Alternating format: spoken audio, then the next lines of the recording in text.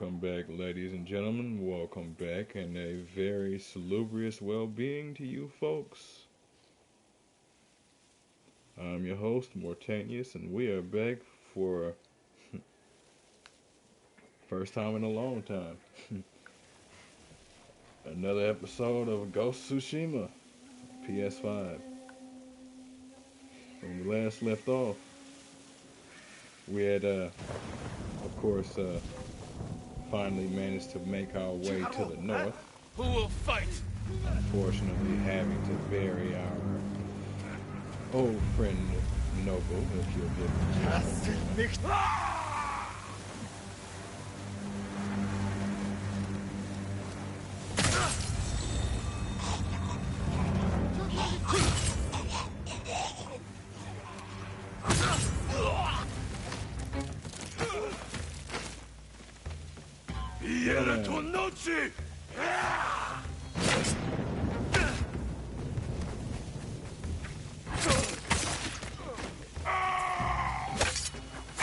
I know you like to say so.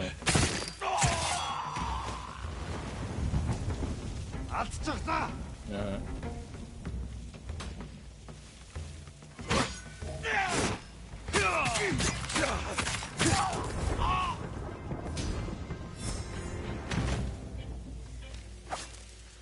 Where was I before I was so rudely interrupted? As I said, we have finally managed to make our way to this more frozen north. After, of course, having had to bury our old friend Nobu. Deal with a few more threats out here. And unfortunately, our allies, Lord Shimura, as well as his forces, are currently against us for going against the way of the samurai, as well as going against his orders as a whole and using poison on the enemy. To some degree, he has some merit. To other degrees, he's a little too stuck in his ways, unfortunately. The way it always goes is you adapt or die. You just have to be careful of what that looks like. But now, we're just in the process of getting back on track, and come to find out, we were seeking something last episode, or near the end of last episode, in the form of some armor created for the Khan. Apparently this armor was fragmented. We'll have to collect the pieces as we go, but if you folks like what you see and want to see more of me as we continue on that particular journey, just give me a like, follow, subscribe here on YouTube or both.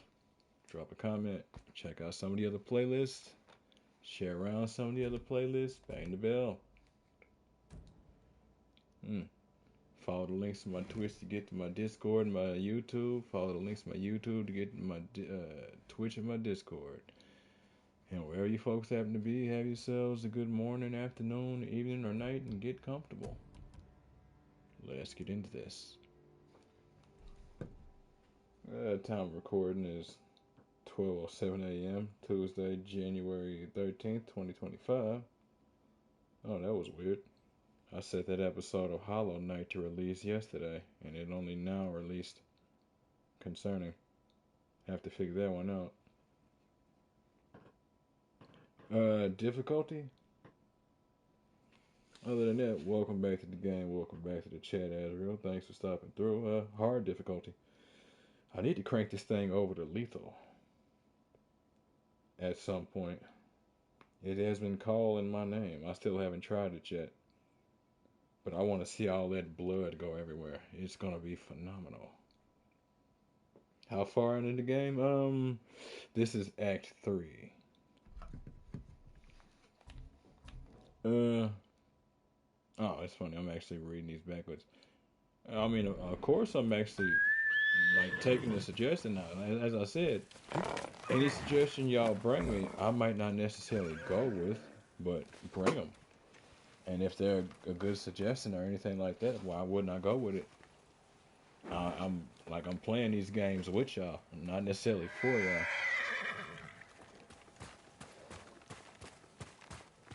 If it sounds good, let's go. Hence the other reason why I took that recommendation for Hollow Knight.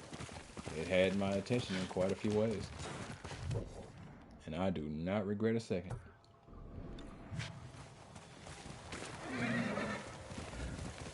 I am a little rusty when it comes to this game. Hadn't played it in a bit. It's funny, I played Legends, but not the campaign, in terms of like just a regular run through.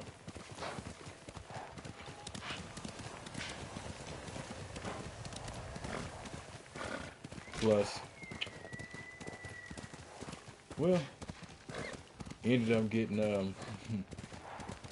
that Ghost of Yote as a Christmas gift, and it's just been sitting here, just burning my table.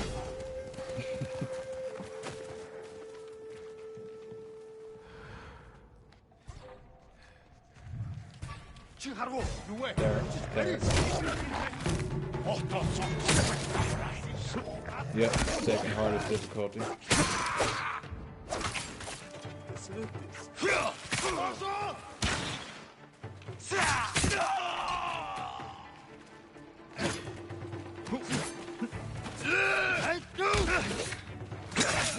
Hey.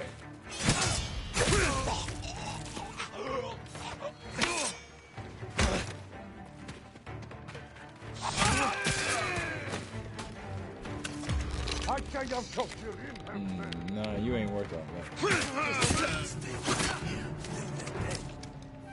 That's a longbow shot. If you were denser, stronger, sure, maybe. Oh, without healing. That's funny. I didn't even think about that. Where are you?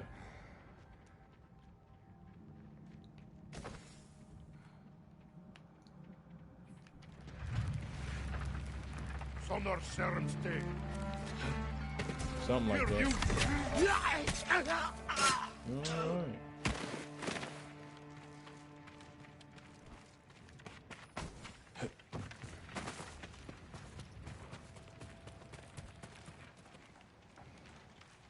Can't leave yet. Too dangerous. Can I, like, call them out or something? Rescue the hostages, destroy, or obtain the broken armor pieces.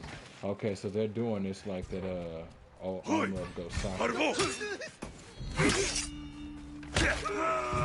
Bye now.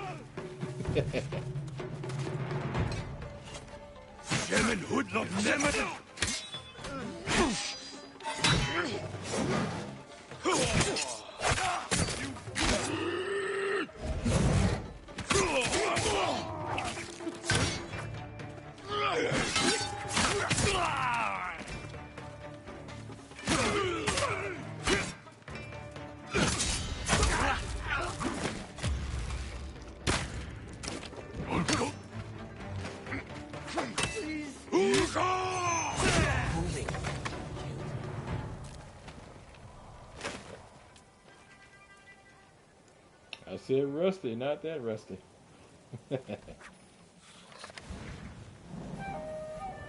Love playing this. Only problem is PS5 is kind of broken, so it will turn itself off after an hour or two. Yeah, I understand that. That's what happened with my Xbox One. That's why I wasn't able to stream for a while, because it was either get a new Xbox One that costs more than the Xbox One cost when I bought it. Get an Xbox One X that costs slightly more than the price for the Xbox One would have cost. Or just knuckle down and suck it up, get an Xbox Series X. Go ahead and move on. And sometimes you wouldn't say, oh no, nah. That's why I love when games, when they let you set like personal intervals for saving, auto saving. I usually tend to set like 6-minute intervals. I want it to be ever so slightly off, like off-center numbers. Every 5 minutes is useful, but every 5 minutes is too exact. I want it to be ever so slightly more, because odds are I'm going to do ever so slightly more, you know. Where are the rest of y'all? I wish there was like some like large flare or something that you could use. Yeah, you got these chimes, but they ain't good enough.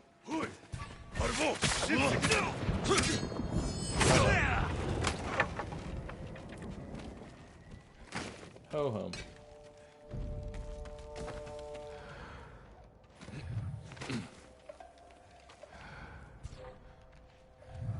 You know what? Oh no, hold up. Who was that? Where you at?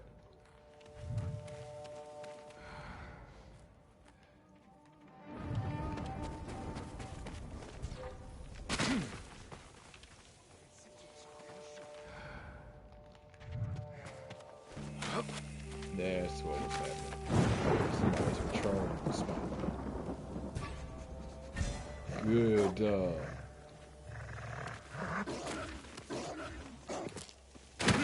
Now let the neighborhood know.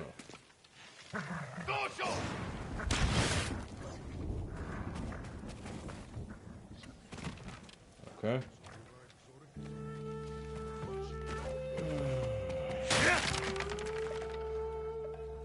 Hear me. Battle.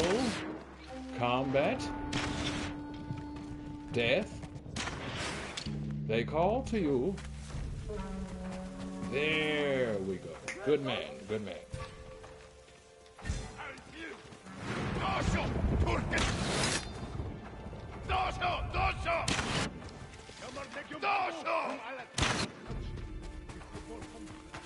Now, just for principle's sake, so you understand, snitches get ditches.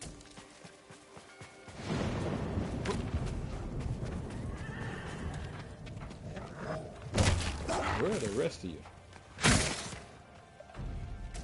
Oof, horrible response times. Gotta head out, huh? Alright, catch you in the next one. I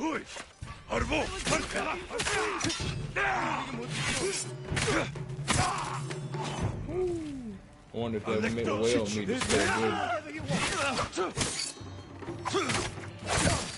Probably not.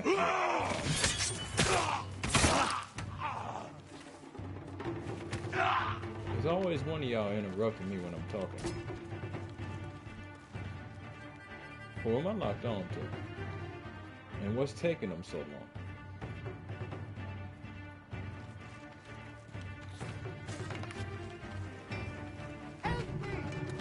Oh, I guess they did, okay. What?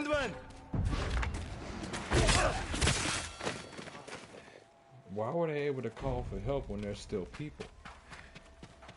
That's not something they can usually do. Or at least not something I've seen.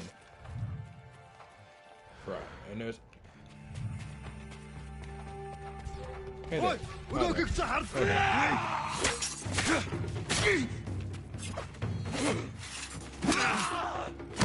I'm gonna fail this.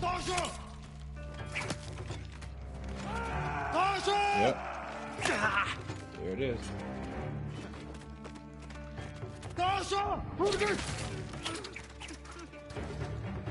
Really, game? Like, thank you, but like, no interruptions.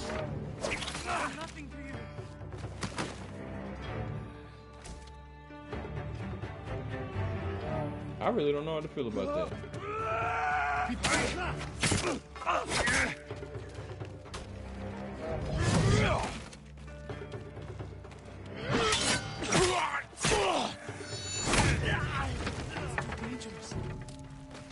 Still.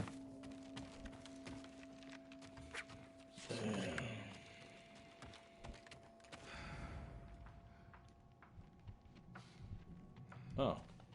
Well. Sure.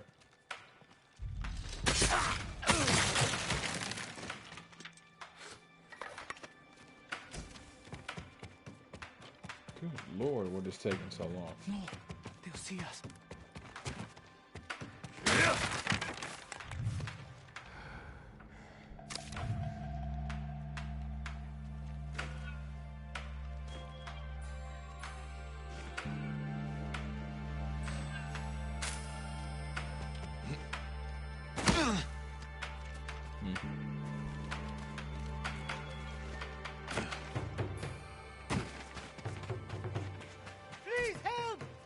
free soon. Bro, what? I'd given up hope before you came. Go, and stay safe. Was that a checkpoint?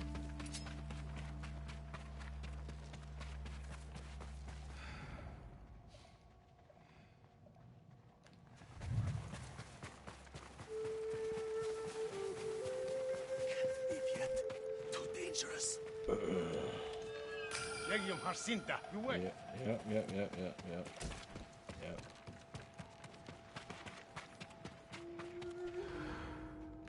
Let's stay right here until they're dead. Legium Harcinta. All right.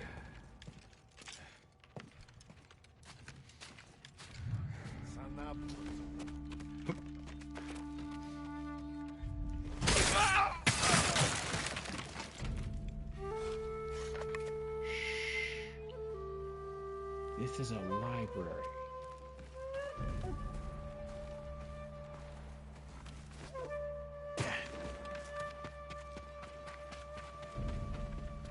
Please hurry! Okay, thank still. God. See, now this is how it should be going. But then the question becomes, is it going to do My me like it prayers just have did been the other answered. one? Go. Be well.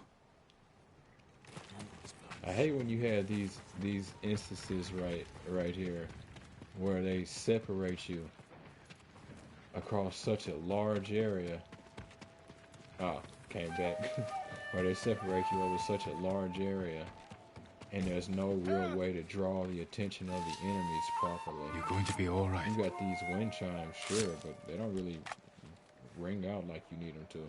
How am I so fortunate? Find somewhere safe. Be careful. Don't let yourself get swept up in survivor's guilt, man. Ration. That is an endless road.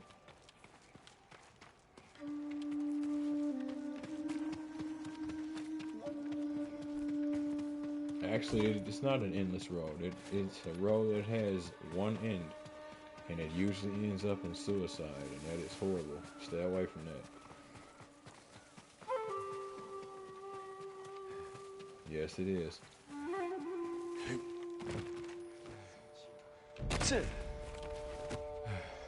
And in the end, it's not like the person Legium Harcinta. did anything that like they're not responsible for what happened. Unless they're actually responsible for what happened, in which case that's another conversation.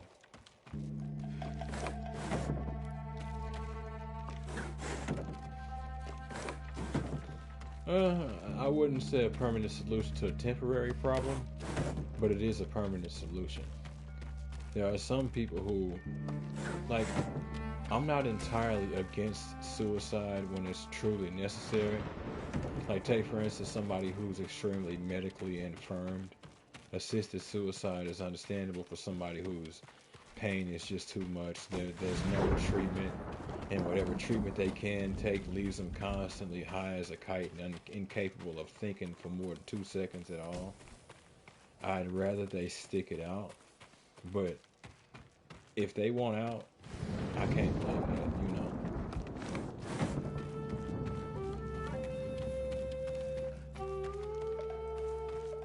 There you are. Again, there's very thin circumstances when it comes to stuff like that. Because otherwise, suicide is quite literally a solution to merely a temporary problem.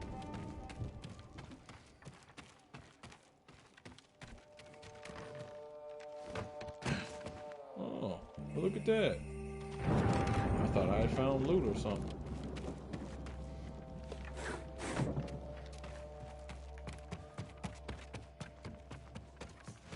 Alright, where's that other? There you are. Please release me! Hold still. Sure, no problem. Bless you, Lord Sakai. Go, and stay safe. Almost finished. Alright, now where was number 5. I think that's the one that was across that bridge that I left. You know, they might actually be fine. Because this is a whaling village. Probably do, like, overall fishing as well. But, like, look at this meat. It's huge. And whale meat is designed to retain, like, a lot of heat in order to stay, well, from freezing to death. With it being cold like this meat might still be fine. But I am by no means an expert. But good lord, it is a lot of meat.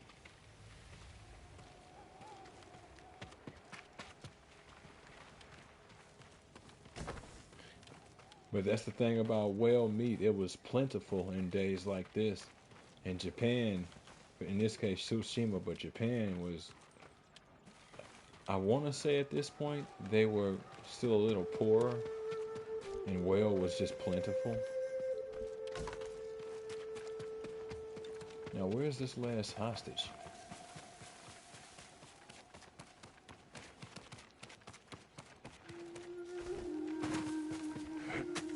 There we go. I was looking for that prompt. Oh. Ugh.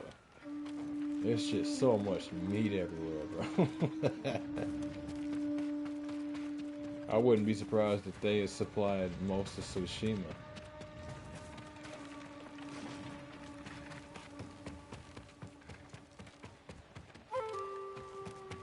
So no, I guess it would be back this way?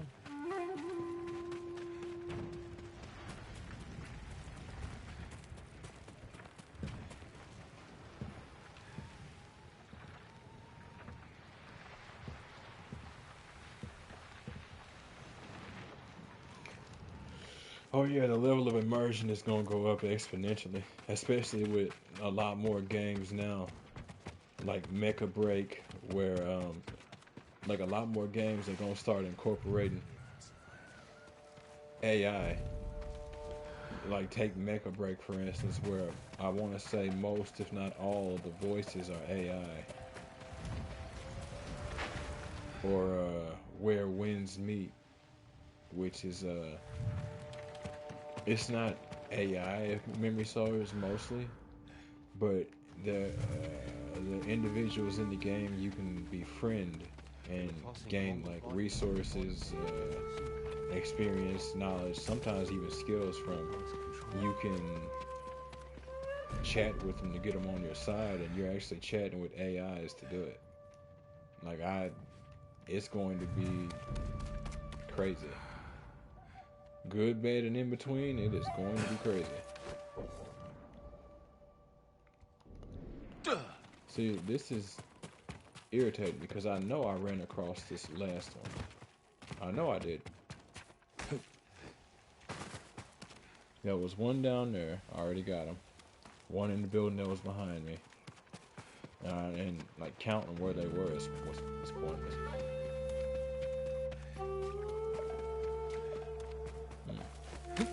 Or did I run into them all? I don't know if I've been over here. I have not. Look at that. This is what I mean. I hate when they're scattered around these villages like this.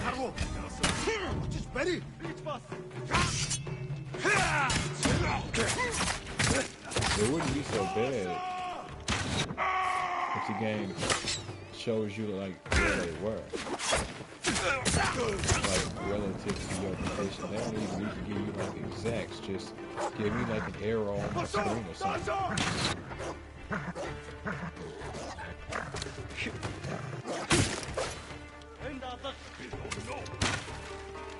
That's funny.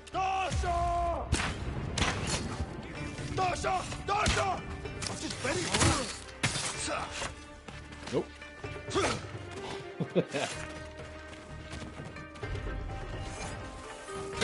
What?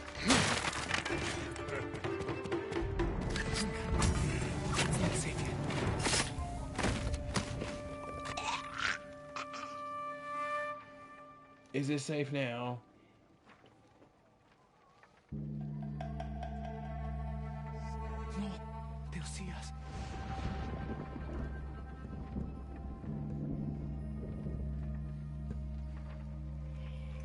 Oh yeah, yeah. That kick of his is devastating. Being able to actually send the enemy, especially like you said, in full armor, into the air. Aha ho, aha he.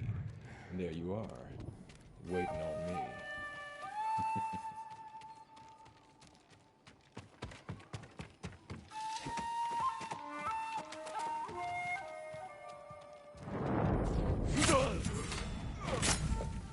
Crazy genetics, yeah. There's always those people. There's always those people. That 1 in 10,000. Oh, okay. I said jump, I didn't say fall. Those are two very distinct things. Please tell me that's it, because you had. Oh, thank God. I'm like, You're you going to have be not all said right. a word to me. My lord, I think you were destined to come here. This piece of armor was given to us by the man who made it. He was fleeing the Mongols. This was crafted for Khotun Khan, One in a and I'll be the trillion. one to wear it. Thank you for keeping it Possible. safe. Of course, my lord. That's the thing about a species that lives long but dies as often as we do. It's hard to say what it is we could truly be if enough of us live long enough and have the chance to branch out. A piece of Mongol armor custom built for Khotun Khan, found at Kawachi Farmstead. Don't understand a word they say. Oh, the Mongols. I'm like, what?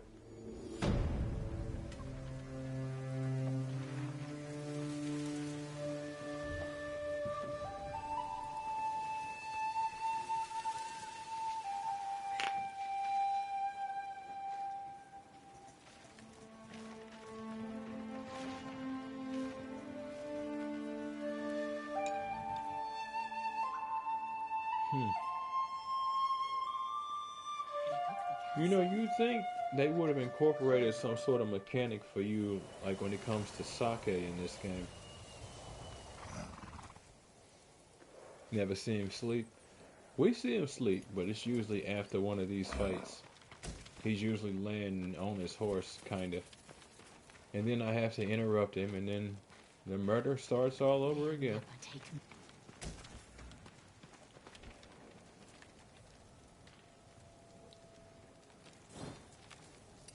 Right, do have the way of the flame.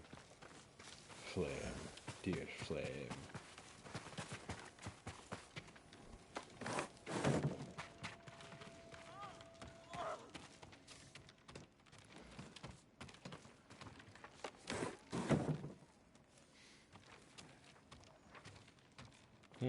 What was I hearing?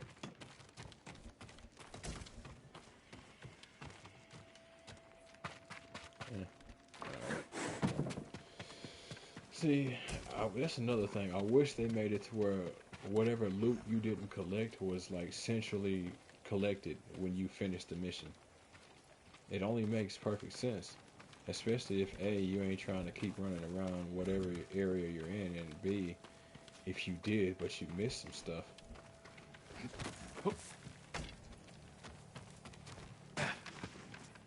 But once I've completed the area, you know, spoils of victory. Alright. So there's at least 2 more. Okay, I didn't expect that. Swordsmith, you say? For my Tanto. Oh, yeah. The katana is maxed out, so yeah, there ain't no point upgrading the Tanto. You might ask why not upgrade the Tanto for increased stealth kill speed, and the reason why is, yeah, it's faster. And I guess quieter, actually. I never actually thought about the sound.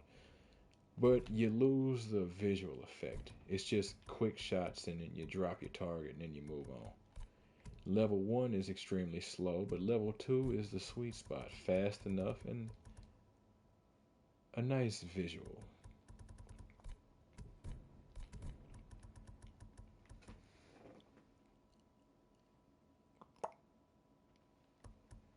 Do I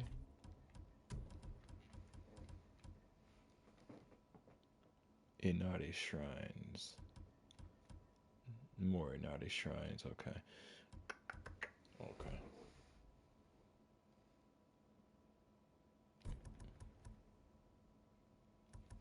Where are you? I'm like, do I even need to do that? I need 3 more hot springs, so there's no point in that. 5 lighthouses, 10 pillars of honor.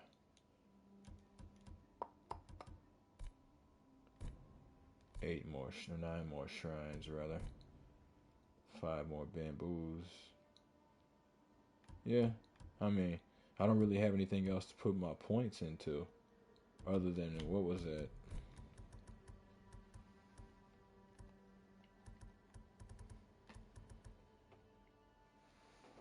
Horse charge upgrade again?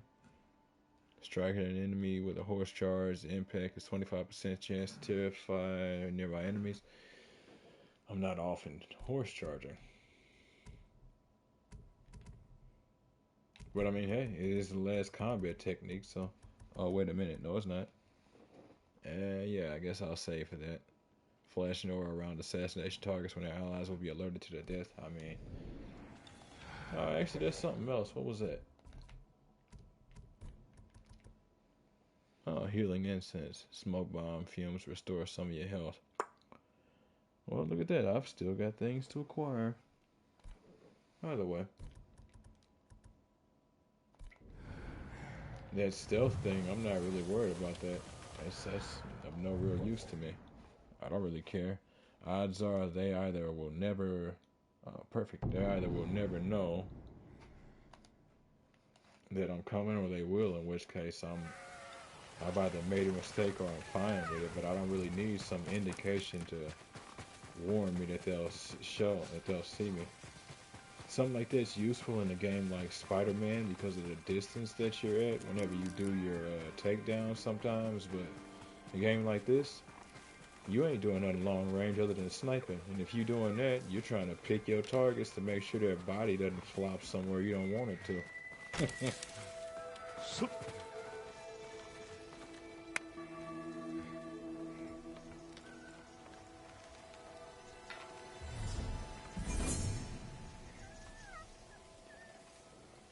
I guess I passed that shrine on my way here.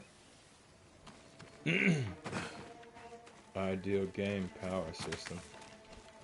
What do you mean, like superpowers, or like a power wheel, or like what are we talking about? Abilities.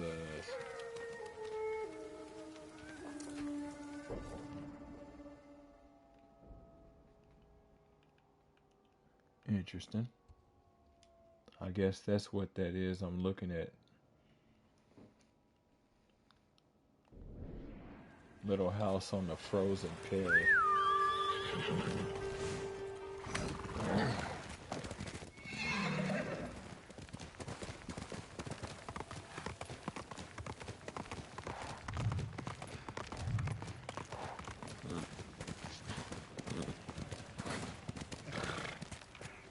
Oh, how the system works, how I evolve my playstyle and get stronger.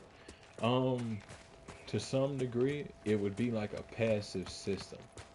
You would obviously have your level up choices, but it would be like a passive system. The way they did it in Spider-Man, Marvel Spider-Man, I don't know if it's how they did it in the original, but how they did it in the remaster, as well as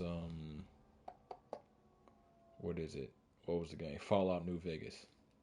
In Fallout New Vegas, let's say you drank a few dozen bottles of purified water or something, or just a few dozen bottles of water, you get this passive trait called Camarilla Mojave, which made it to where water was more effective.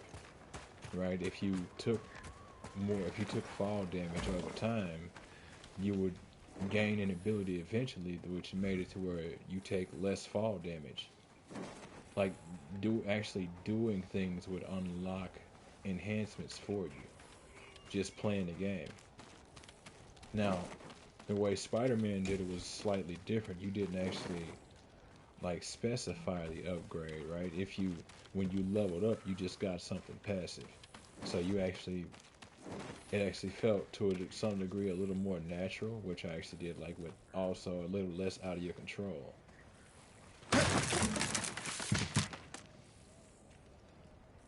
Exactly. Using a sword, you'd up your attack speed or damage, or even use a sword. You can eventually get to a point of opening your strength enough to incorporate a second sword. And for a while, because you're not used to that, your second sword doesn't hit as hard. You might miss a little more often, and over time you train and you miss less, so on and so forth. Little things like that. The longer you sprint, and the longer you increase, and the more you increase your lung capacity to sprint longer, or fight longer, or swim longer, or it all depends on what you do. And then we get into the like detail aspects, like for instance, actually this is the perfect example.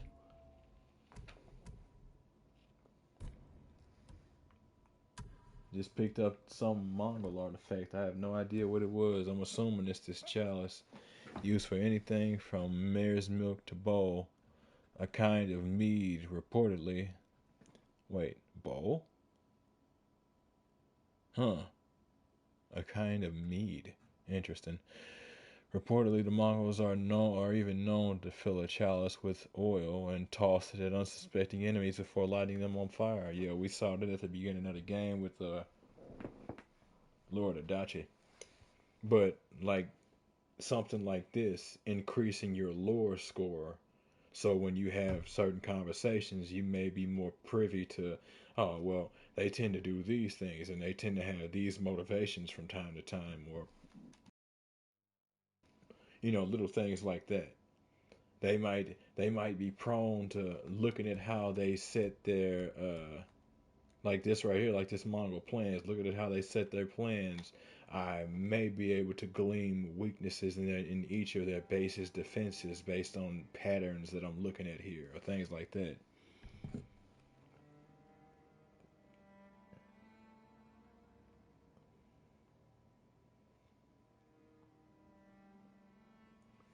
Choosing talents at the beginning, but if you choose more, you get sort of a debuff HP or a debuff in XP.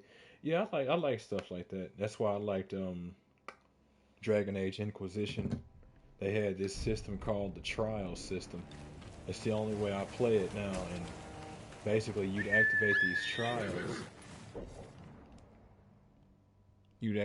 trials. And they'd make it to where you could have it to where the enemies could have abilities that they wouldn't normally have. The game would scale up with you, so everything you fought, even like animals that you would hunt for resources, would scale up with you, which could make collecting some resources problematic, because some things you needed from previous levels to get to further levels, so on and so forth. Little things like that, and it will give you like XP bonuses, loot bonuses, stuff you wouldn't normally get your hands on if you were willing to actually suffer through these trials.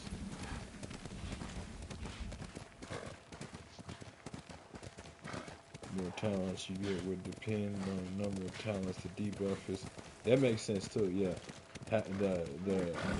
The intensity of the debuff can determine both the amount of traits you get as well as the scale of the trait. Oh yeah, I'm all for stuff like that. Good, I'm good on my poisons.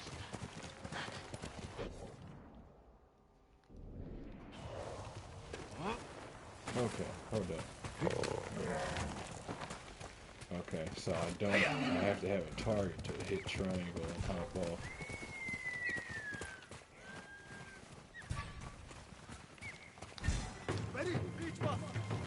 I mean, I was just gonna stand off with you and then follow mom to where I need to get to.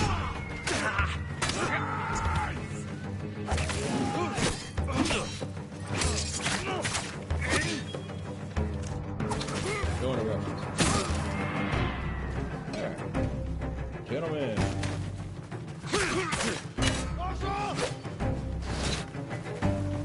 Okay.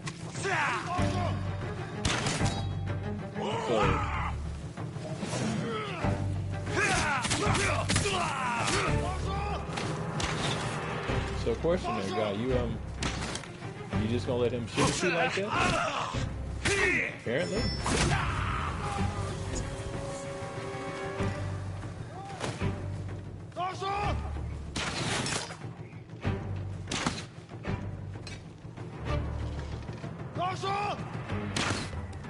Oh yeah.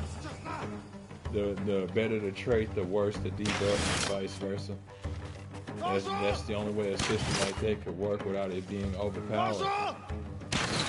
Now, what you could do is like introduce a sort of mode that lets you use whatever buffs and debuffs you want to. Like, you could set it up to where it's like a sort of training mode, but it's an actual game. You don't have to play with debuffs from choosing the buffs. So, like, you play through it first to unlock the debuff or whatever and the buff.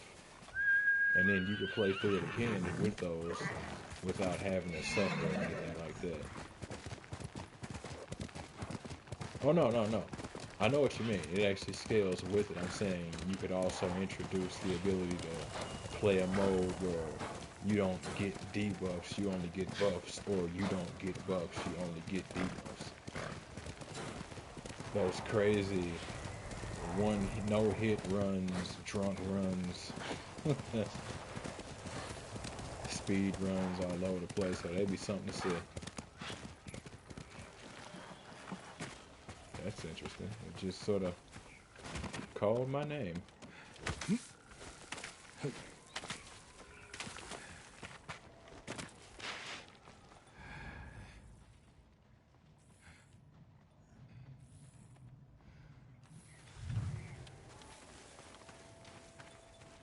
Huh.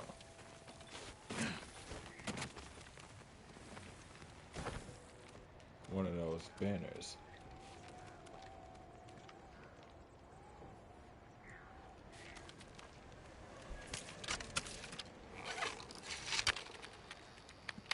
Interesting. Wish we had like a telescope or something. That's the main reason y'all see me do this, is for extra like sight. Okay, hold on. So where is that precisely? It's something. I'll mark it, but it's not my target. Actually, that's a watchtower, isn't it? I mean, it is markable.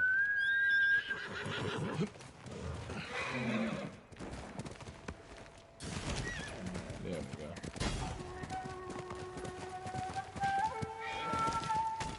Well, this game one thing this game always needed was the ability to pass time. Especially if they want you to play the stealth game constantly, it makes perfect sense.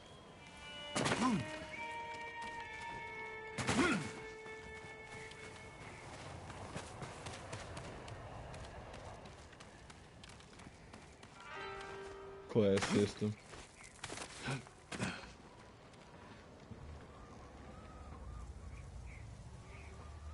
Let's see, subclass based on your playstyle.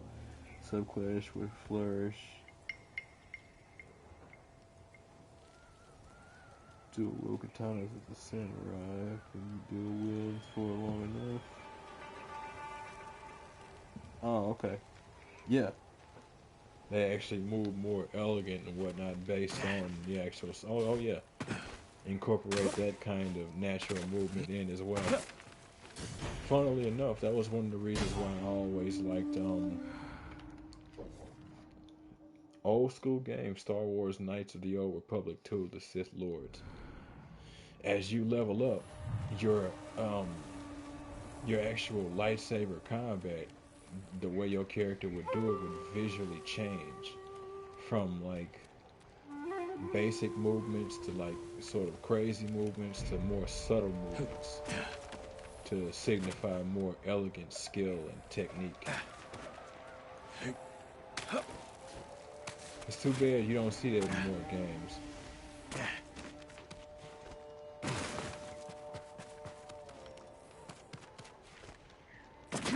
They really need to go ahead and remake KOTOR. And they really need to go ahead and put SWTOR on consoles. At this point, I'm kind of tired of it. We can't put MMOs on consoles. Yeah, sure can. That's why there's MMOs everywhere on consoles.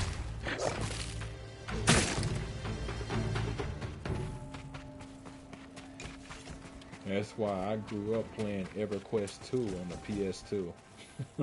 Because you can't put an MMO on consoles. Sure can't.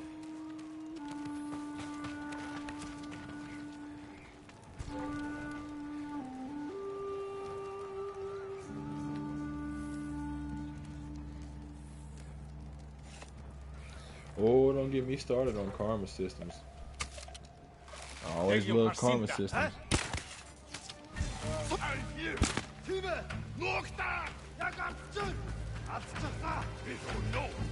As a matter of fact, if memory serves, KOTOR was my first series of games with karma systems. Impacting the way you move and play. Yep.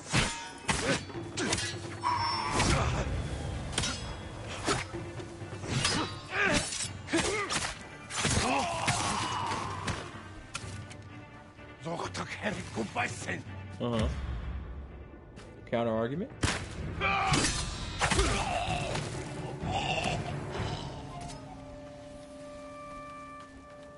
Attacks being more brutal, fast, and wild. Yeah, it makes perfect sense.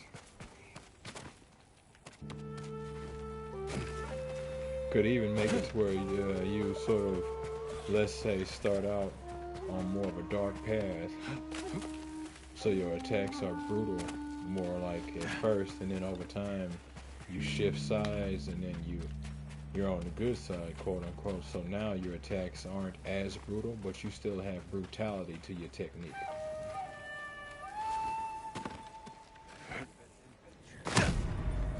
Oh Lord! I'd hope that was not that far. Had you not been hopping from side to side, you would have more of a consistent form, but because you didn't stick to one side, you're kind of all over the place. It works out, but it also creates some problems. Some solutions and some problems.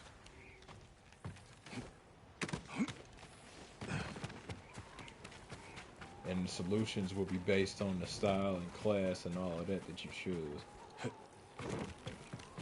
Your brutality, now that you're over here, might make you a little slower, but your techniques might be more technical defenses or something.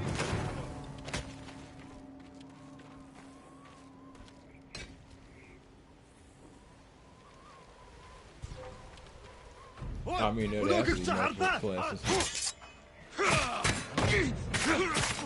Nobody just wants to be one type of evil or good.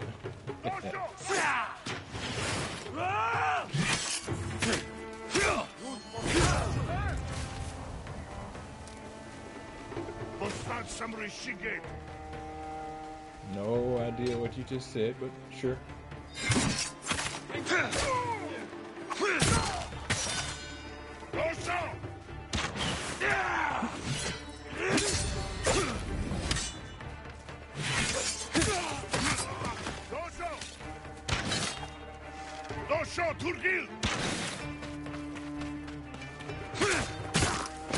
Y'all over here getting beat by a dude who focuses on maps.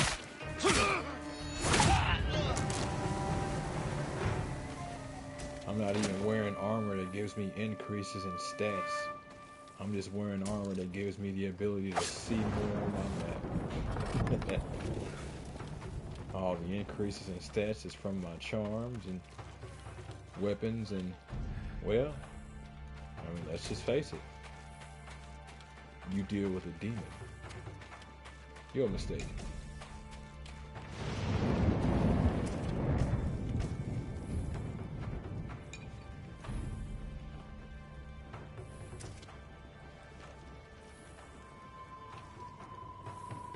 Oh yeah, I know what you meant. You'd actually outright shift and unlock wholly different classes because you're constant swapping around. You lose access to some stuff, gain access to others. Oh yeah.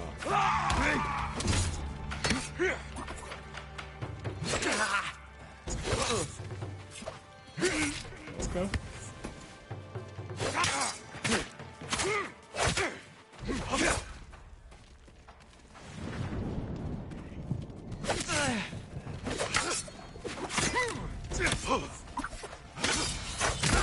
That's what I was miscalculating.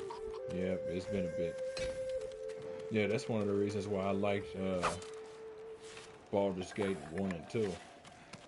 Is because of that exact kind of thing. You gotta be real careful about the classes you pick, like Paladin and whatnot. It can cost you depending on what it is you choose to do. Learn that your companions can outright get into whole battles and try and kill each other just because of their different alignments.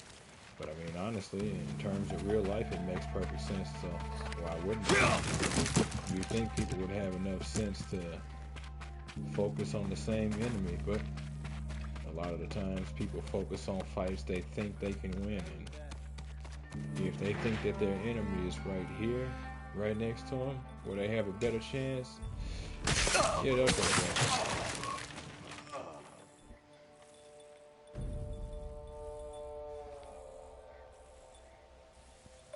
Theme of the game where player and ever shifting state of power that reflects us as a person. Oh yeah, that would work.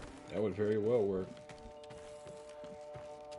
That would very well work. Conversations with the Khan 9. I cannot imagine the burden of a leader like Khoton Khan. Yep, it actually does sound awesome. It actually does sound awesome. Mm-mm. I cannot imagine the burden a leader like Khoton Khan must bear, an act of utter barbarity. The ghost poisoned the Khan's men at Castle Shimura. Far from deterring the Khan, the act spurred him to develop these poisons for his own use. Yep, teaching your enemy. If I can help it, I'll never teach my enemy anything.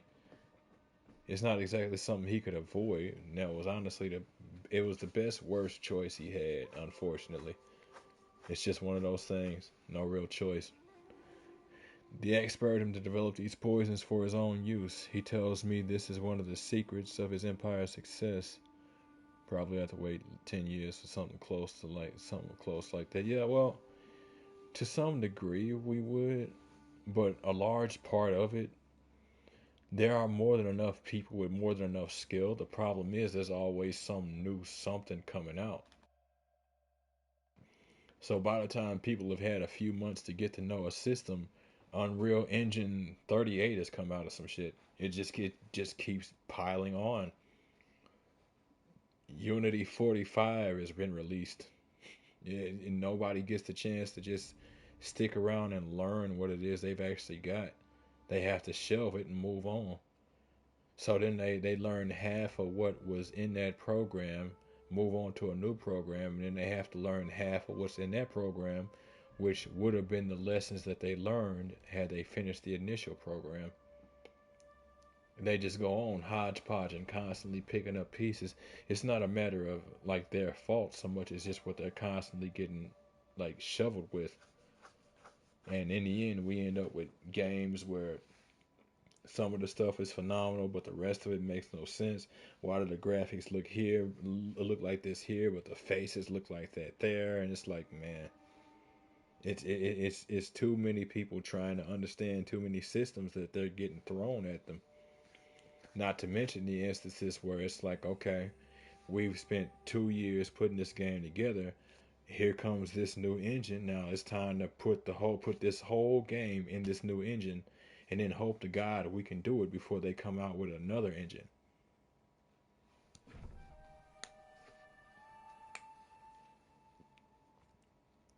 Far from deterring the Khan, the axe spurred him to develop these poisons for his own use. He tells me this is one of the secrets of his empire's success, embracing other than rejecting or dominating.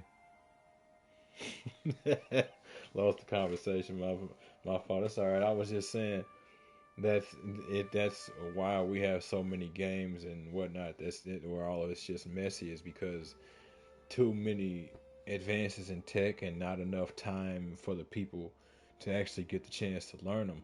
So facial expressions look good, but graphics are horrible. Facial expressions are horrible, but graphics are phenomenal elsewhere.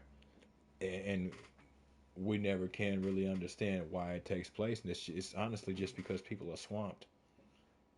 And it's not because the devs aren't paying attention. They are, but they're on crunch time. They have to feed themselves and their families, and they've also got to look out for their profit, for the profit margins and shareholders, and then hope to God that the people who are the shareholders are actually trying to do right by them and their customers, and give them the time to properly do the work. hmm That's pretty much what happened to Anthem and Mass Effect Andromeda, unfortunately. And that's what kills me, especially about Anthem. It's like, man, well, both of them.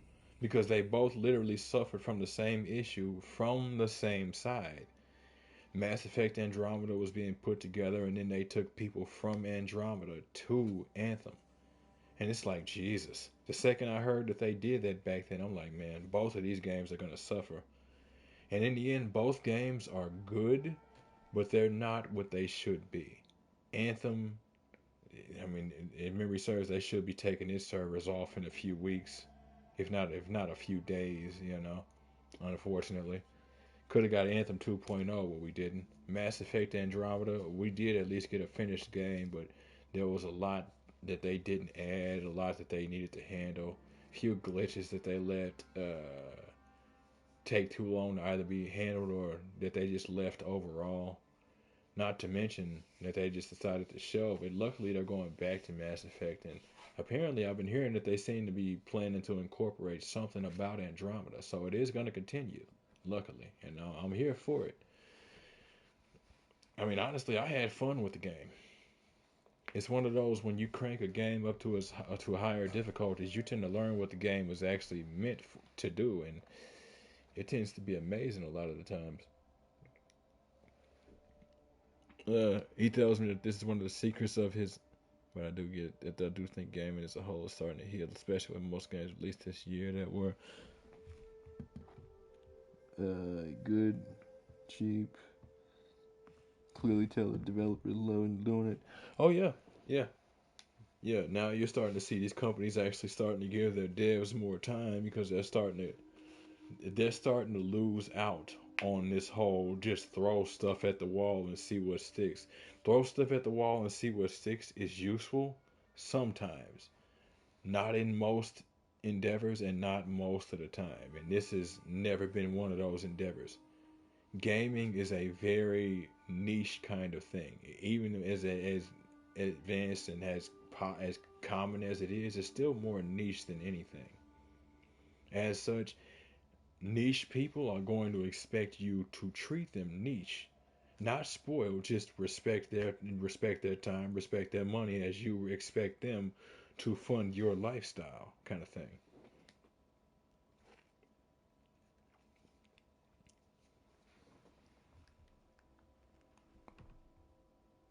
Even some AAA companies had good games.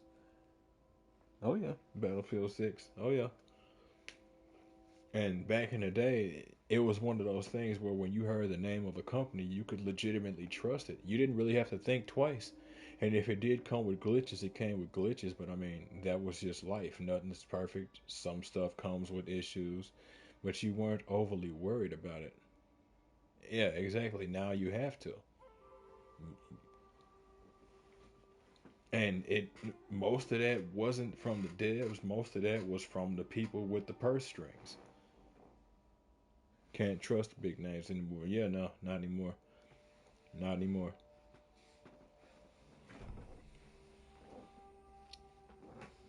Uh, so he tells me this is one of the secrets of the Empire's success: embracing rather than rejecting or dominating the might and knowledge of their antagonists. Yeah, it's a smart move.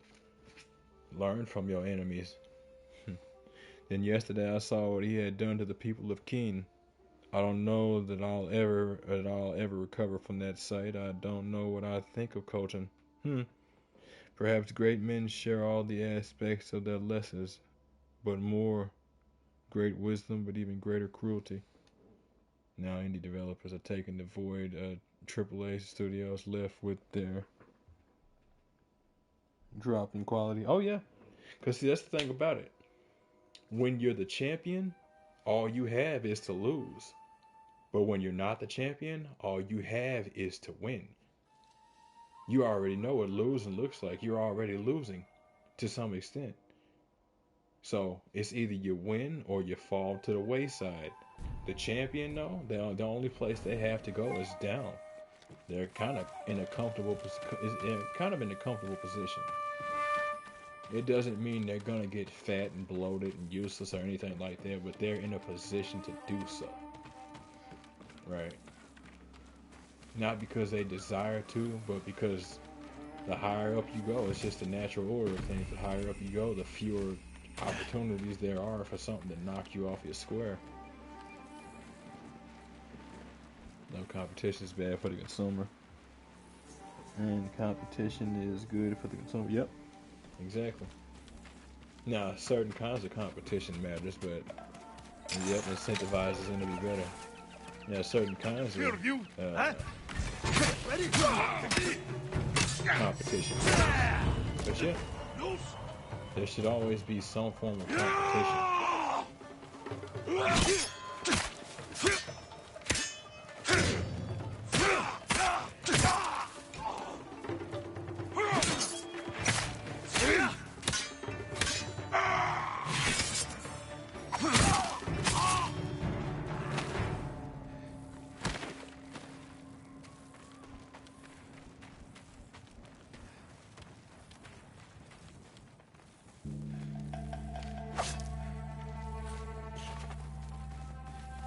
Morton Solus put it best.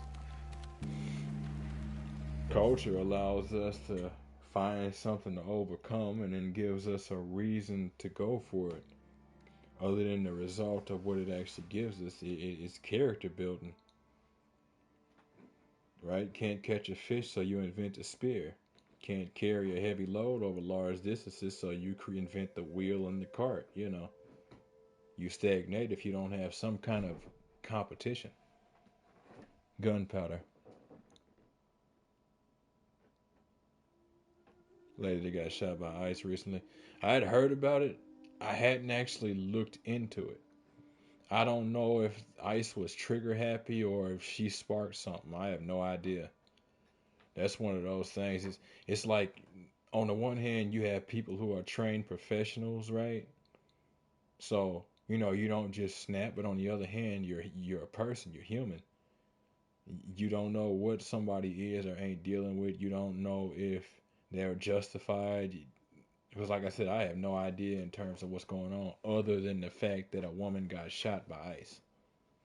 Right? I don't know if she antagonized. I don't know if they antagonized. I don't know if somebody baited her out. I don't know if somebody baited out ICE. I don't know if it was a combination of both. What I will say is instances like this are real good at starting fires that both sides will not be able to put out. This is how you end up starting civil wars. Not because she was innocent or because she was guilty or the cop was innocent or the cop was guilty, but because all it takes is one shot and then now you got a whole battle in the streets. And I wouldn't be surprised if that is exactly what we end up getting. Some sort of serious conflict just from that one spark.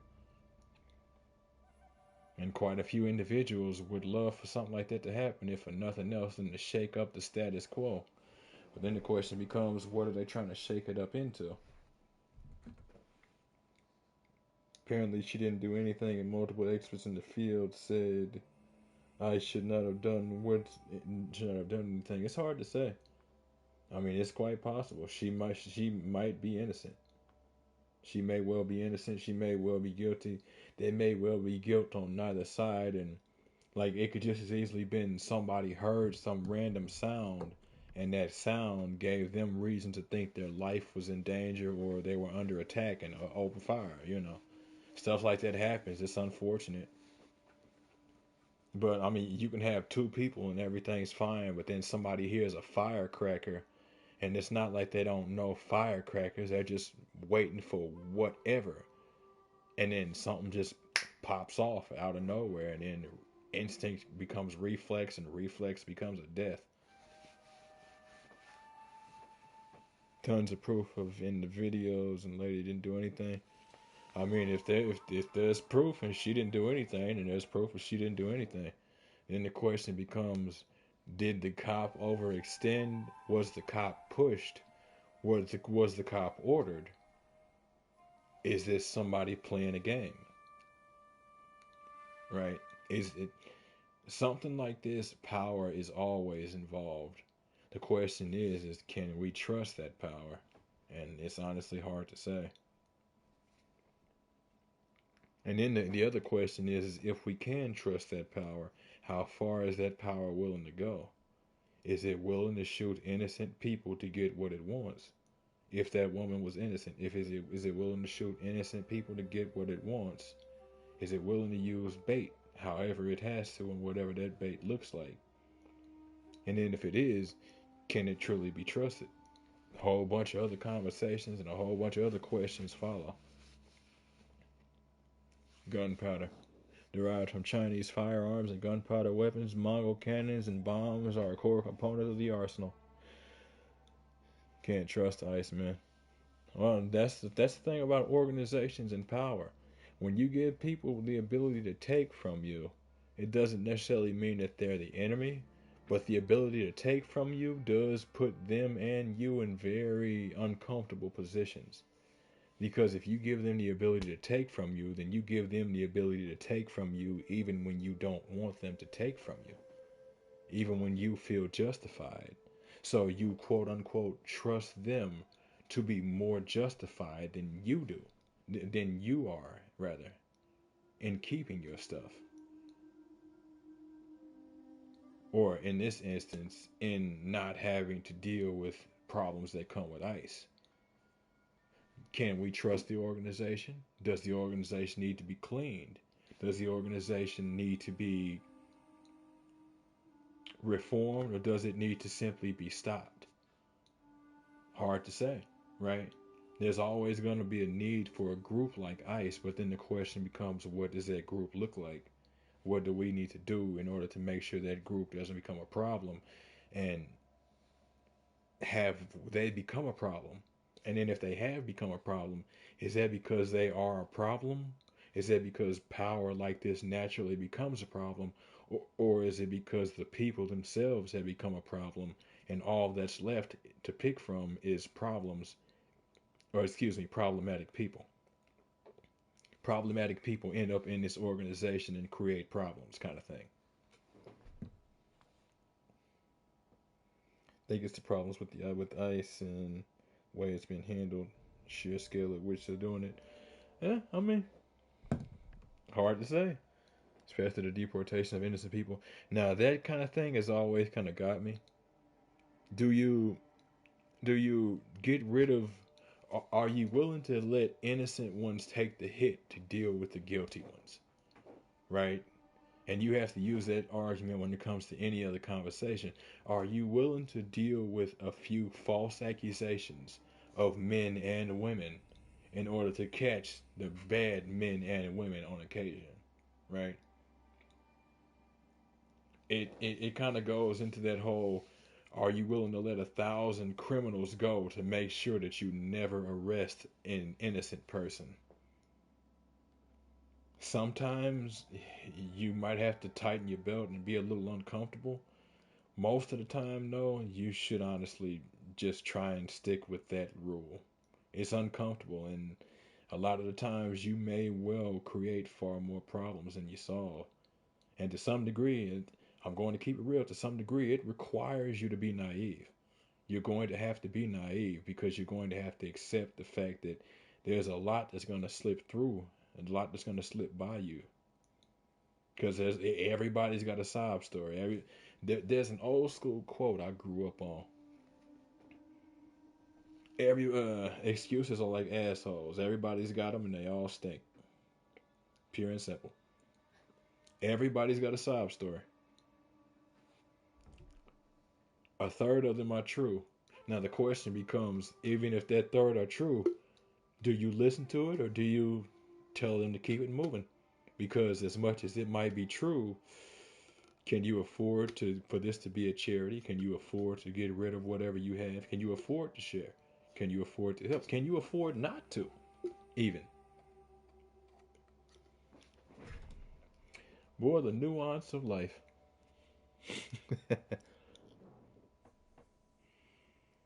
If you remember right, ICE was originally just used for immigrants with terrible records. But now they're taking away even the innocence. And that's the other thing, because you get people who were native born in this country who are now having to deal with this too. And it's an odd thing. It is a very odd thing. I do wonder how they're going to handle that. Yep, and there's the damn bot. Hey, hi, how you doing? Kick rocks.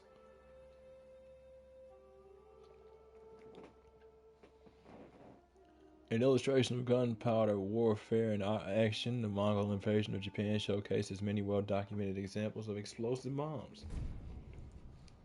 Huh, huh, huh. I might actually end up doing that. Making you a mod so you can get rid of these bots.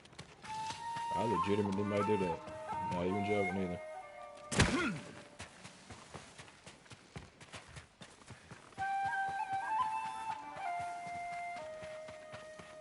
Oh, no.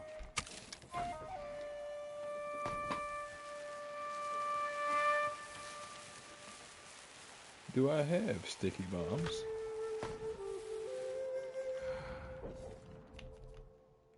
I could have swore sticky bombs was something separate. It is something separate. I knew I wasn't tripping.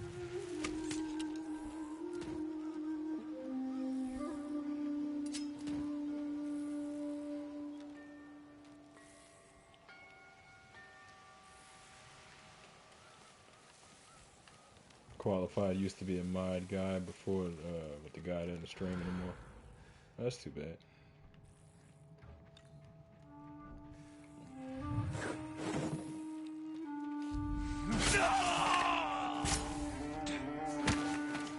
Extremely dramatic. That being said, I didn't go for his throat first, so I can kind of understand it being extremely painful. That's pretty valid.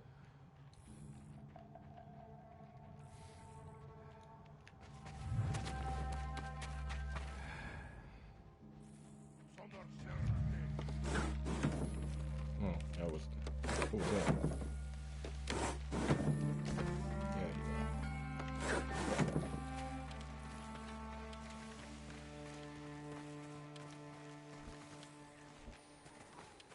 okay. Okay. Either I couldn't take it or I did have to jump after it. That's funny. All right.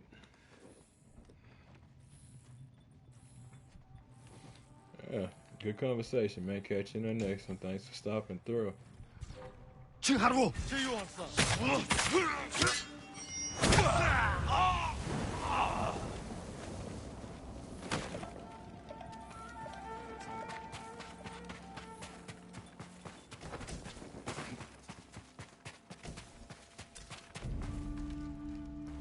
One second, folks. I just got a message.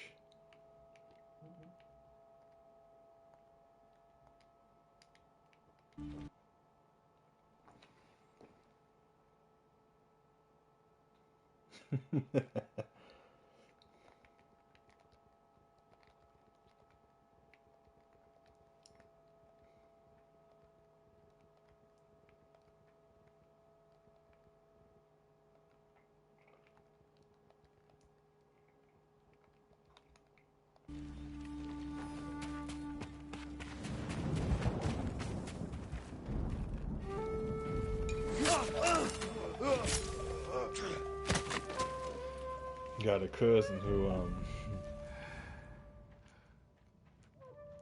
He doesn't really play many RTSs or like strategy games along the lines of like Baldur's Gate or Divinity. Loves fantasy, but don't really get the chance to get into those. Games don't really appeal to him. Those XCOM, Divinity. But apparently he's addicted to Baldur's Gate 3, and he's kind of debating whether or not to get me a copy.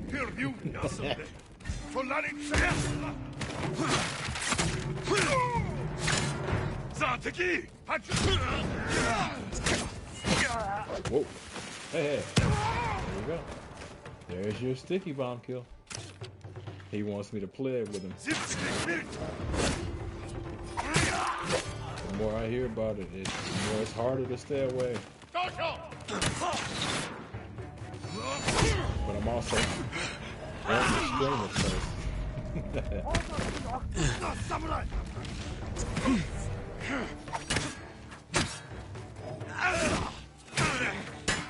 Okay, alright, let's do this now. Nope. Yep, I anticipated none. Let's go. Yep. Yep. Nope. Yep.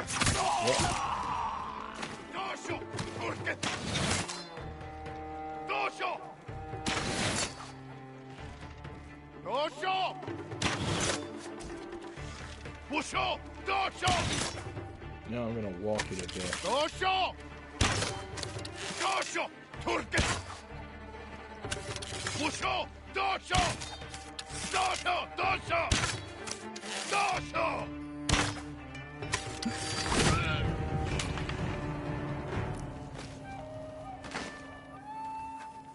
What did he happen? He was over there, but then he was over there. Oh my god.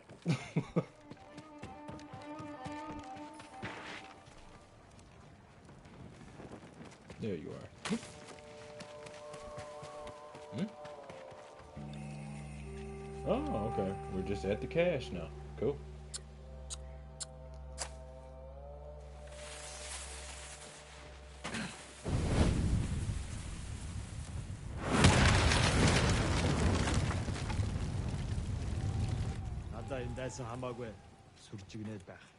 Oh, a master. Good. So,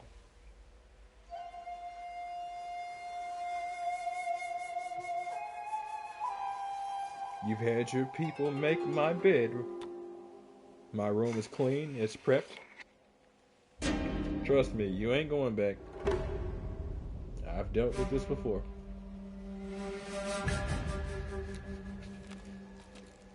Japanese sheets.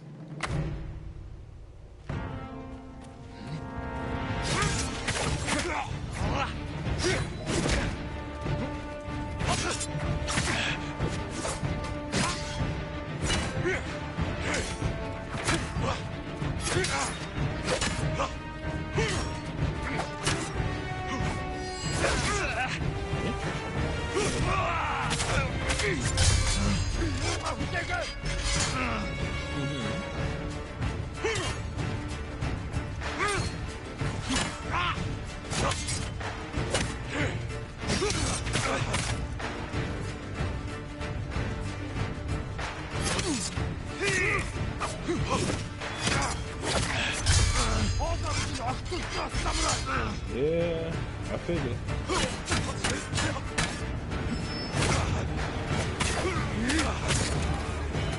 Alright, This looks it like was a piece nice of the killing armor you. that was meant for the Khan. Piece of Mongol armor. Custom built for Koten Khan. Found at Bartu's mining camp.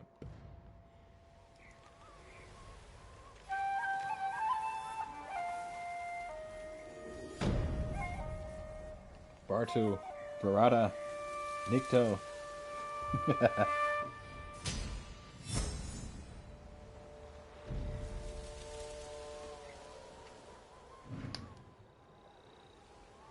Huh. So what, did you give me 3 points or just the 2? 3. That's what I thought. Okay.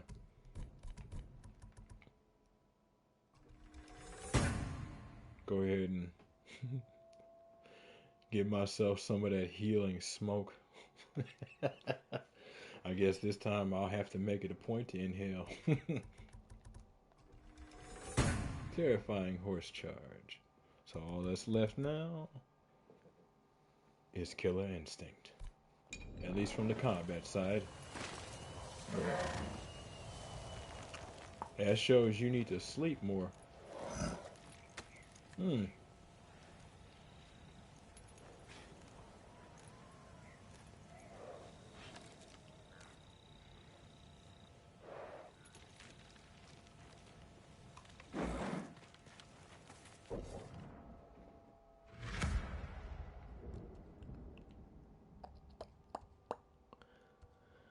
You know what? I'll go ahead and do that.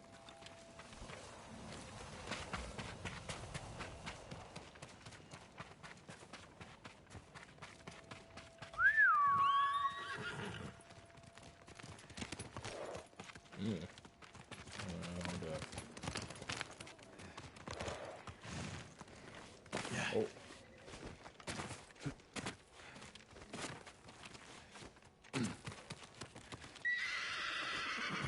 Well, I'm not exactly trying to have you climb a mountain, buddy. If you'll give me a minute, though, I'll summon thee forth.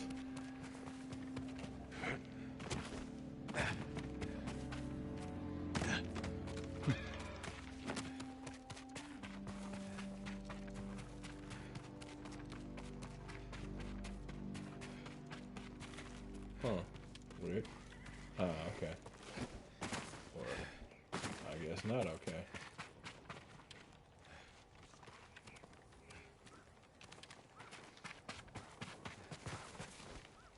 Hey!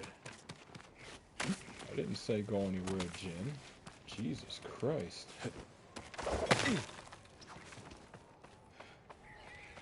Yeah, okay. Okay, okay.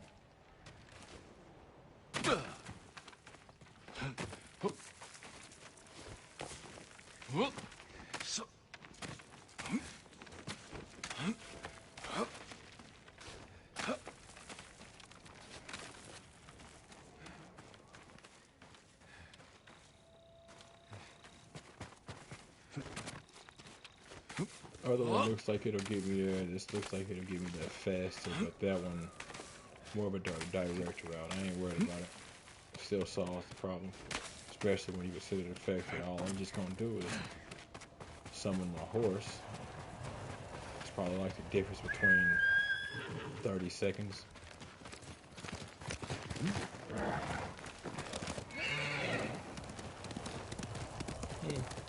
That is so weird. You call your horse and then it actually stops to get you. Less like, well, what I mean is it's more like, I obviously want to keep sprinting. I wouldn't have called you while sprinting. It's not necessary, it's just a little interesting thing.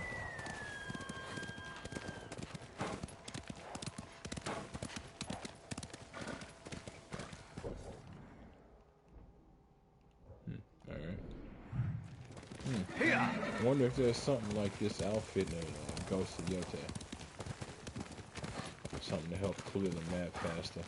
Other than the style of it, which some of the stuff on the outfit is a little much. Other than the style of it, I love the Throw your ability to blades. clear your map much easier. There's so much of it. What the game?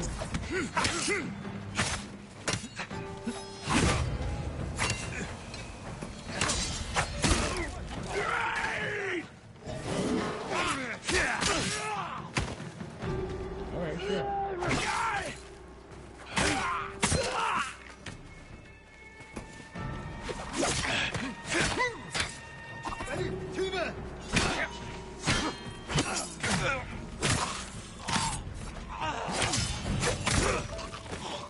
No.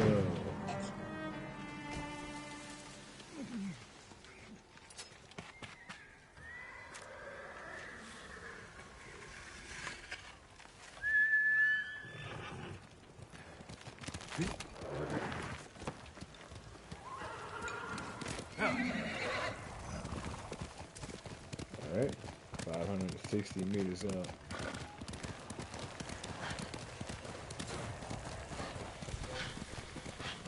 Come here and fight!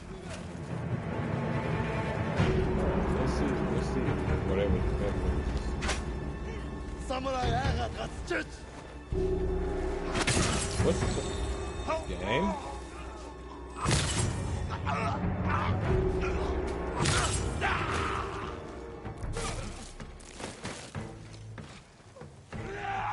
Okay.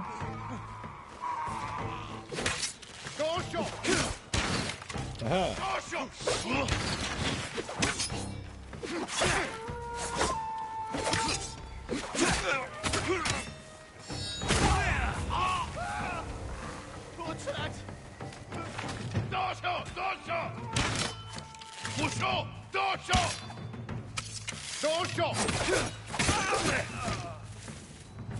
And that's why your friend ran. Is because he knew all of you were gonna die. Does that make him a coward, or does that make him the smart one? It can be both. It doesn't necessarily mean it is, but it can be both. What was I before I was so rudely interrupted?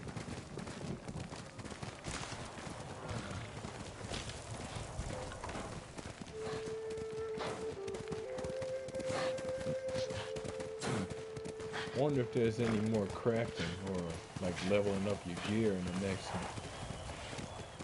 I actually like that. That and the ability to switch your outfit's appearance. So I hope they let you keep doing that. Not just like the dyes, but what I mean is it's like whenever you look at your armor, you can actually like use the lower version of like whatever armor you have or the higher version, regardless of what you like are actually leveled at. It's just a matter of you choosing. It's just visual at that point. You still keep the bonuses and the stats and whatnot, but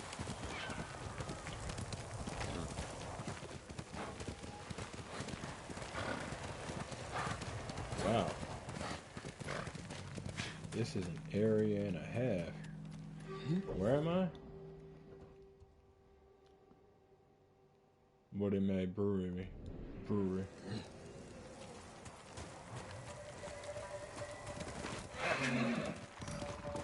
Please tell me no hostages.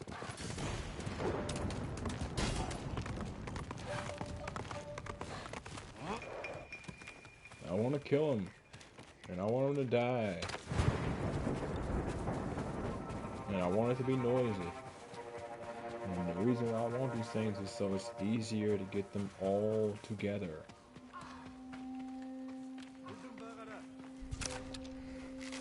Hoi! Harbo! Huh? Zipsy!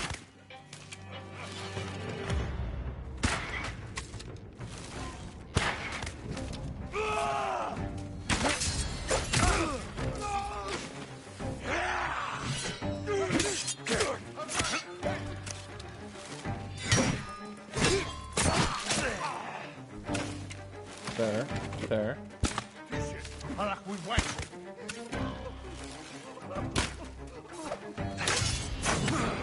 What?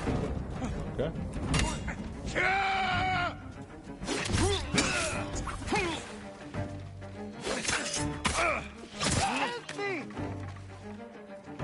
You'll be free soon.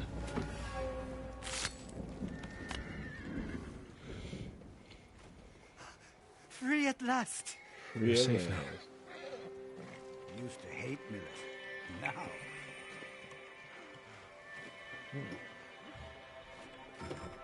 Okay, now I'm starting to remember. This is a case by case thing. You clear out an area and then you do sort of checkpoint yourself. That village I was just in that last time was just weird.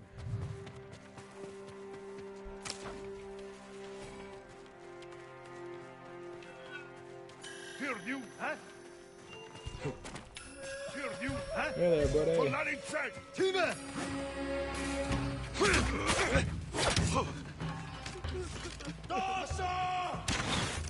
Don't care.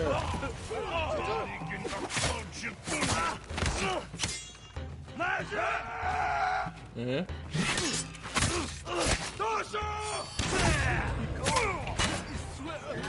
Nice catch. You still died for it. Oh, what was that? Oh, right, poison. You know what's interesting? I got to thinking about it, and somebody else kind of corroborated it. It makes me wonder that DLC,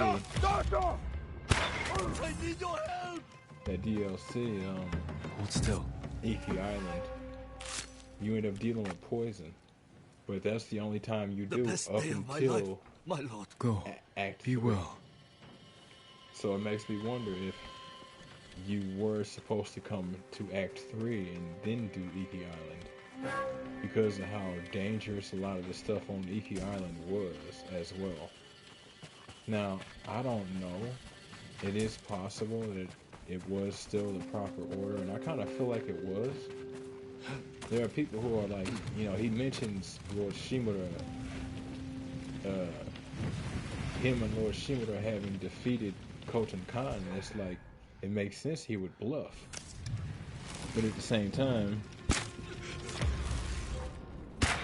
it might not have been what he did, and he might actually have been speaking post-campaign. I don't know. Still, I like to think he went after Efi Island during the campaign.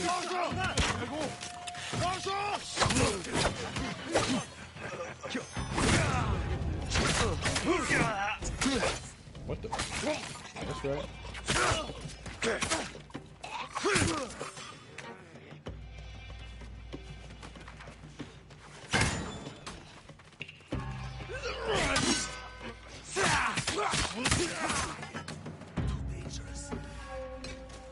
Still too dangerous? I guess so.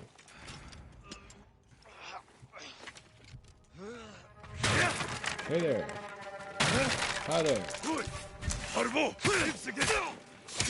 No there. Whoa there.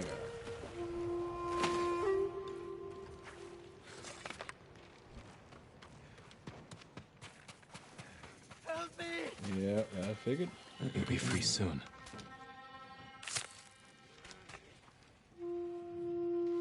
My prayers have been answered. You're safe now. Indeed. Cool.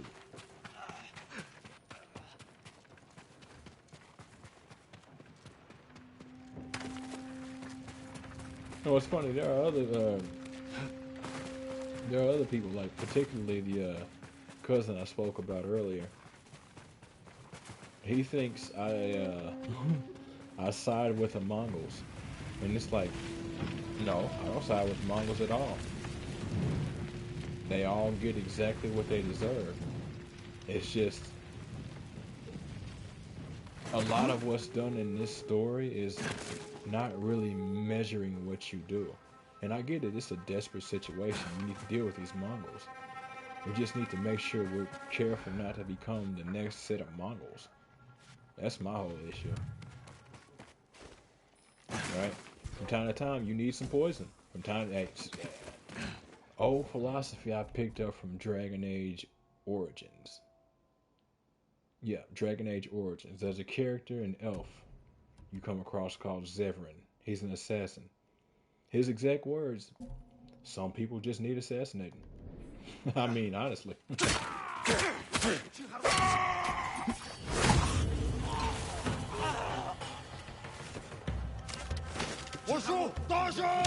So no, they need to go down, but just need to make sure we don't become the new Mongols while we do it.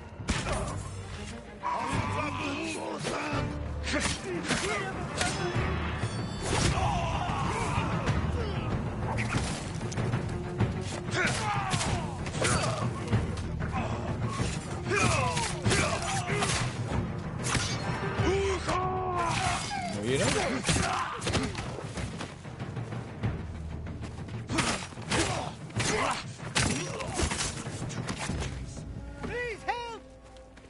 So I guess it's not too dangerous now.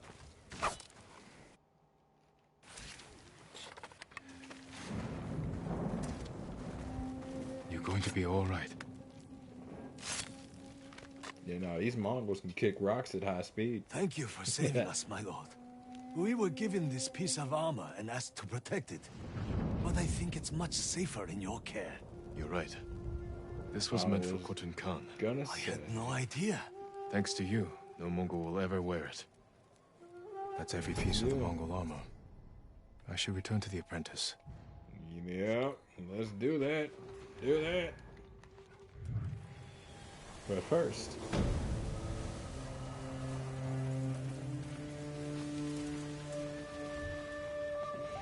this is another thing I hope that they both incorporate into the next game as well as more games overall. If you have abandoned areas or captured areas, The Witcher 3 was kind of good with this. If you have abandoned areas or captured areas, let me recapture those areas and turn them into hubs. Places I can actually like use and hop in and out of. There's people here, you know, an actual lived-in world. There's shops and whatnot. I don't expect like a full-on like hub, but give me some shops, you know. Give me some people who might give me more missions. Like whoever this is about to tell me something. I don't know what they're about to tell me, right? Give me more stuff like that. Terrible.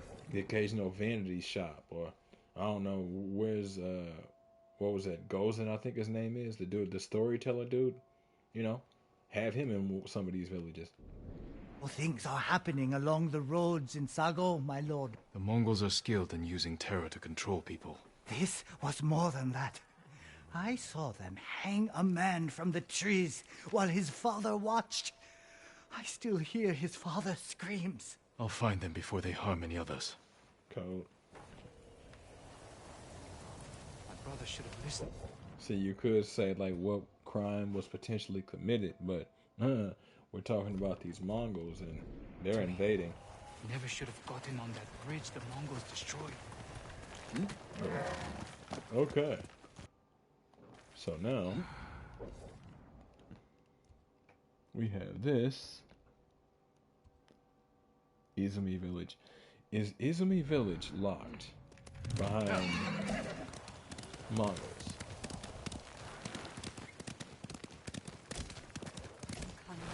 The perfect place to attack Tsushima. You can't fight the purple banners from the main. Yeah, it's possible he did know the perfect place. Because he brought all his forces to one specific spot.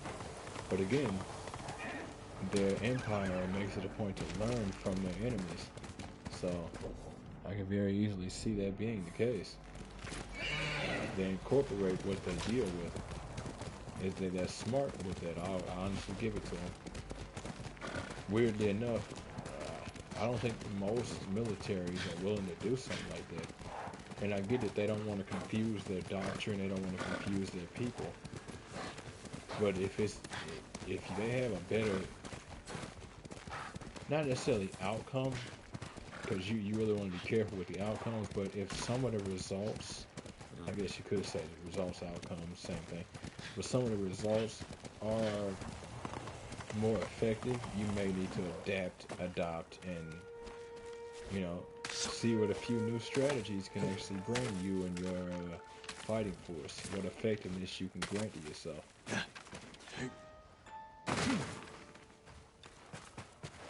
Mongols are willing to at least get out of their pride in terms of that. That's why I always feel it important to find the motivations of your enemies.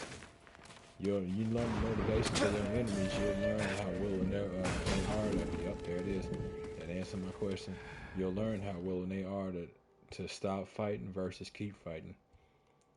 You'll determine real quick if you have something that goes from a 3-week fight to a 10-year war, depending on what their motivations and convictions are.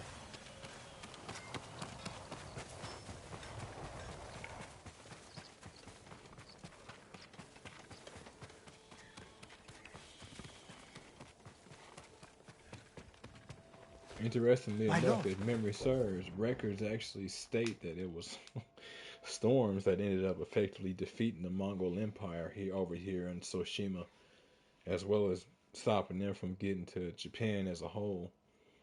These storms was just so devastating they couldn't deal with it. They actually chose to attack at the worst time of year, and they paid for it. Did you find the armor? Yes, I did. It ain't bad. The enemy will never wear your master's work, and the Mongols paid for his death. Yes, It they did. eases my pain to know his killers won't hurt anyone else. I just wish I could learn from him one last time. You can teach others. You're right. I'll take an apprentice. Yep. Make sure my master's technique lives on. Get in there, sir. Here, let me adjust the fit.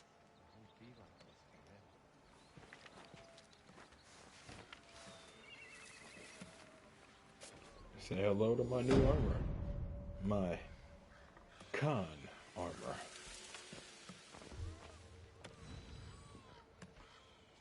I know.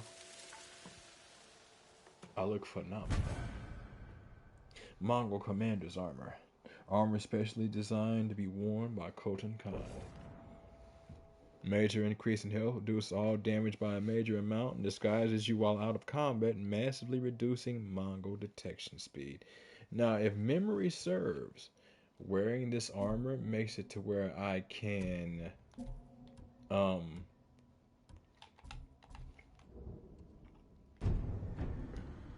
could be wrong, but I think wearing this armor makes it to where I can actually go back. What would my uncle think if he saw me in this? Worn by high-ranking Mongol warriors and leaders. Worn by Mongol soldiers. I think wearing this armor, I can actually go back to the other areas of Tsushima, but I might be misremembering. Nope, I guess I'm misremembering. I could swear that was something. Well, if there is something and I'm misremembering, haha, hee hee. Y'all didn't hear that.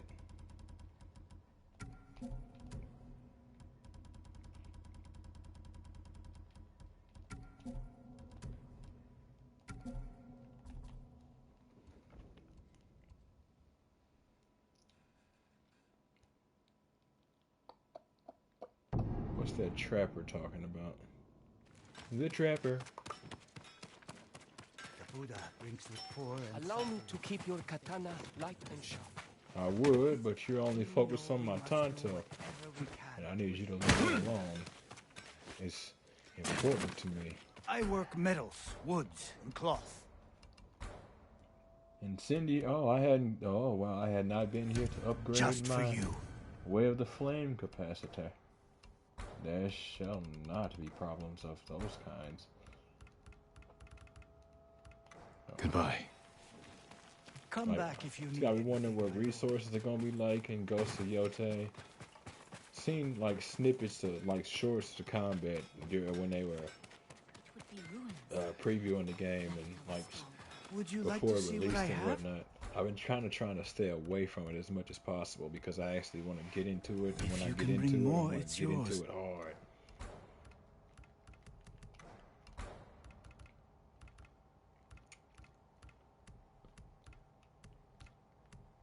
But continuing this story actually adds to that possibility. The ghost armor. That armor is clean. It's still interesting to me that the ghost armor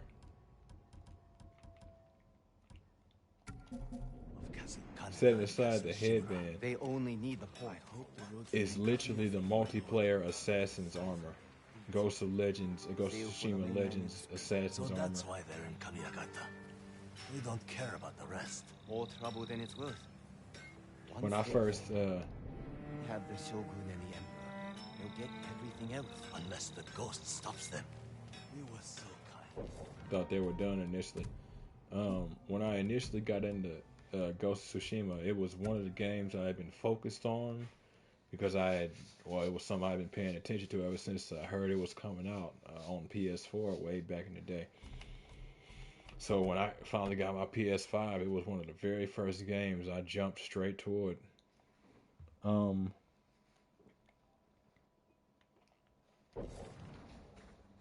Again, same cousin. We hopped into Tsushima Legends for a little while after I had got a little bit of the campaign under my belt, so I knew the controls and whatnot. But when I say a little, I mean like Komoda Beach, the beginning, and like right after I got my sword back, and then we hopped right into Legends. So I basically got a crash course to the whole game, and Assassin was the first one I chose, and it stuck with me. But I don't play it like I used to. I focus more on the samurai, unfortunately. Samurai is a good class, but I focus more on the samurai. But again, I will be incorporating Tsushima Legends episodes into that. I would like to be able to show you the beginning of Ghost of Tsushima Legends, but once you've done it, you can't redo it from what it looks like. There's cutscenes and like a whole tutorial and all of that. You can't actually redo it. So unfortunately, that aspect's gone. But we'll have to see what we're going to be doing in terms of this next little bit with the next episode.